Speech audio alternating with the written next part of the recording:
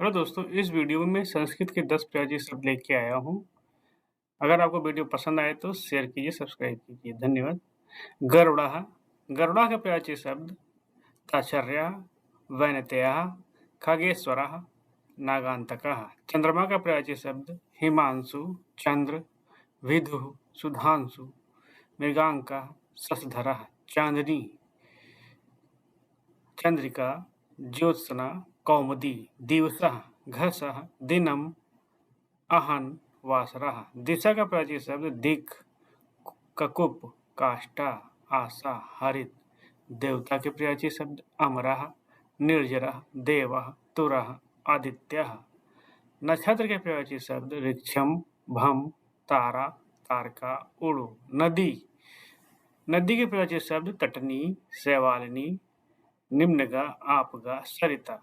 नरक के प्राचीन शब्द नारका, निर्या, दुर्गति। नर्मदा के प्राचीन शब्द रेवा, सोमो, भद्रवाह, मेकल कन्यका।